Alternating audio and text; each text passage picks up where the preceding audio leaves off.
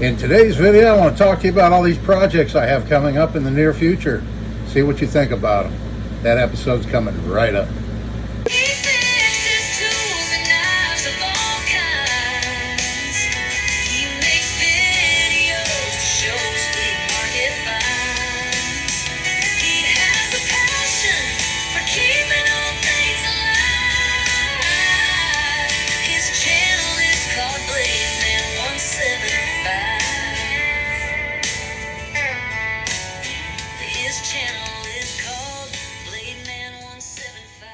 Hello everybody, thanks for coming back for another video. This is Dave, glad you're with me. Out here in the shop today, and I've got a lot of projects going on, and I thought I'd share them with you and see. And maybe you all can chime in and let me know what you want to see first, or just generally let me know what you think of the stuff I'm working on.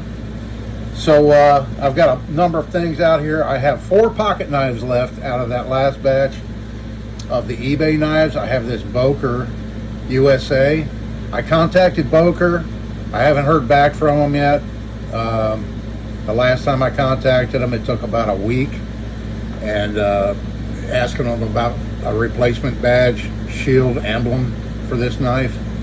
So I'm hoping to hear back from them here soon, and so I'm kind of saving that one for last to work on. I have these 2 Klein electrician's knives, and both of them are in really good shape.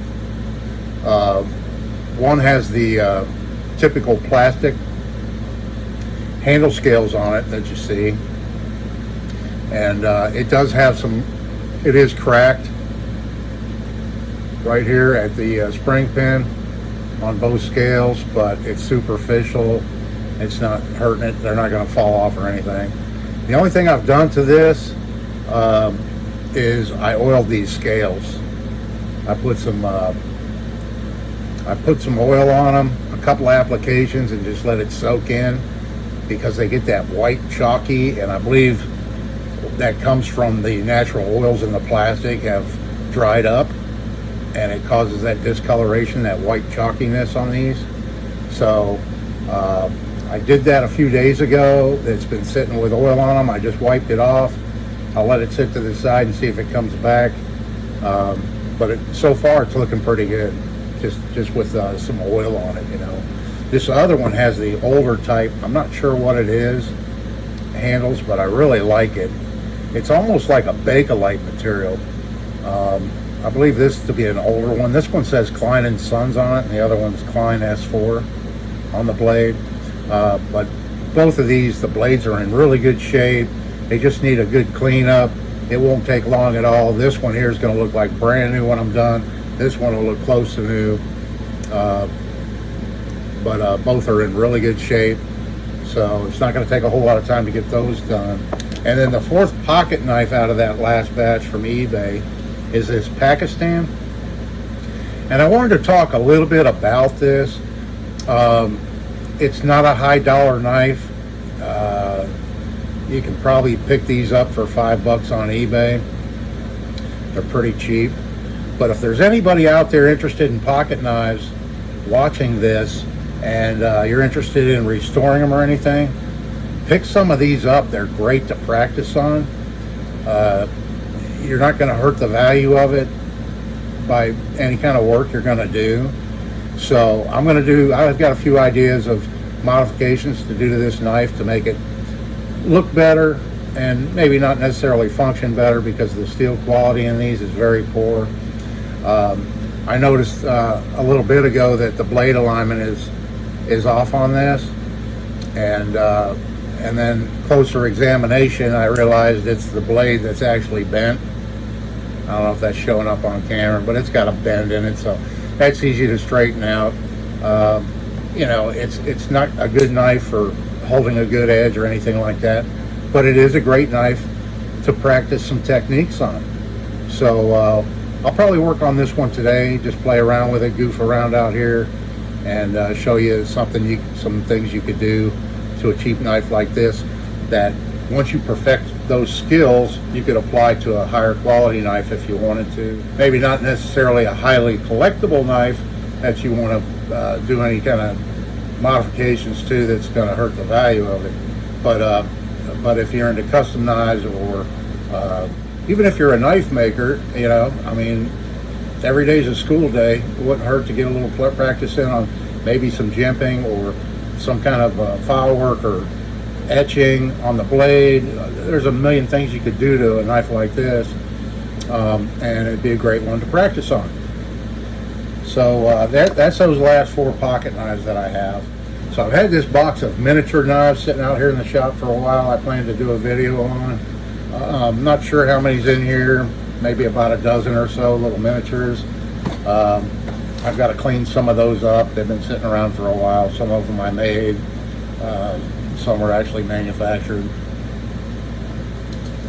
And then also we have, for the Bushcraft folks out there, I've got this little gasifier wood stove I made out of a stainless steel thermos.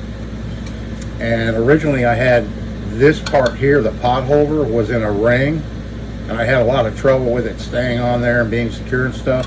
So I just took the ring and I bent it into this shape, and I cut some notches in it, and it's kind of like a springy material, stainless, and it just fits right on top like that. So it leaves a nice opening here to feed wood into your fire, and gives a nice solid platform to set your pot on.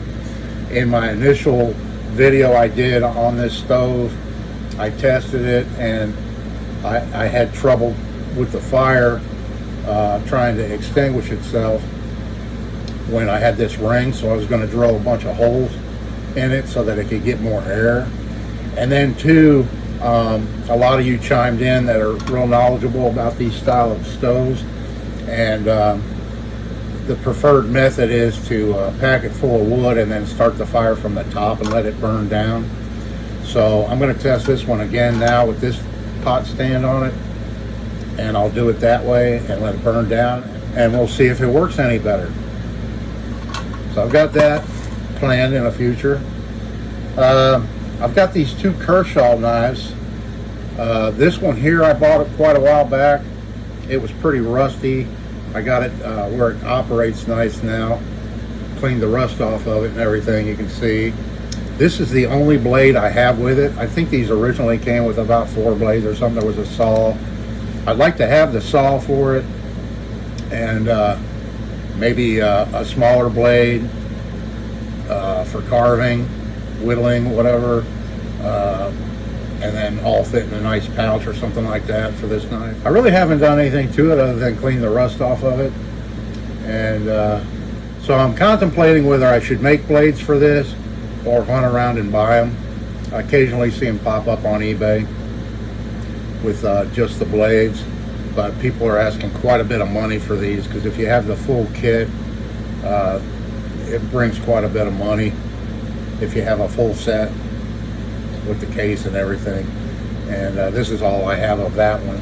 Another one I picked up at a yard sale is this one here. It's a Kershaw, and this is the I think they call it the Alaskan Skinner or something like that, and it just came with this blade, and somebody had made a duct tape sheath thing for it, but this rubber part here, this used to be covered in rubber, and it was all mangled up and everything, so I just took all the rubber off, and that's what we're left with here.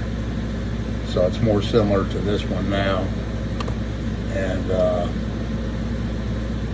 yeah, and it was pretty rusty. I think one of the pins actually fell out, and somebody replaced it with this larger pin you can see.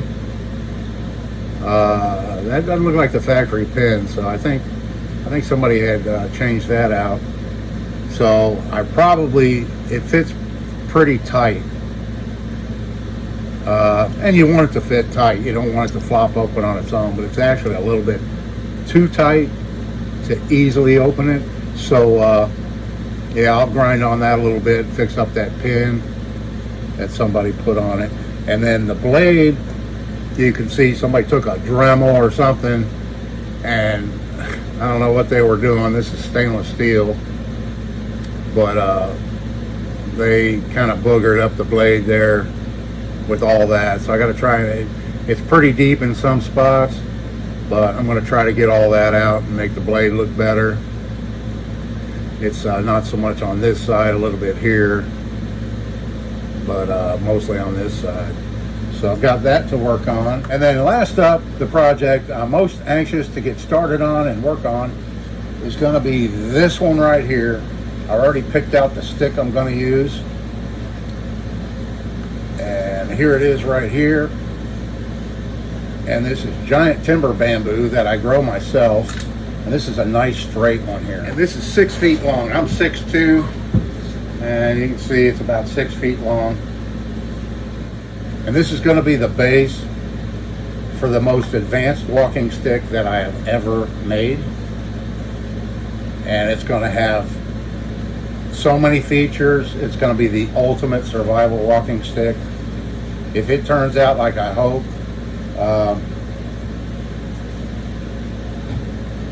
it's going to be a really nice hiking staff, survival bushcrafting hiking stick with multiple uses. So look forward to that video in the future. I think you're really going to like it. And so that's it. Just a quick video to show you what I've got on my bench right now, what I've got on my plate to work on. And let me know what you think down in the comments. If you have any suggestions, anything you'd like to see content-wise, I'm always open to suggestions. If there's something out there that you'd like to see me build, make, modify, work on, whatever, I'll certainly consider it. And maybe you'll see it in a future video. So that being said, thanks so much for watching the video, everybody. I hope you're all having a great day. This is Dave. See you in the next one.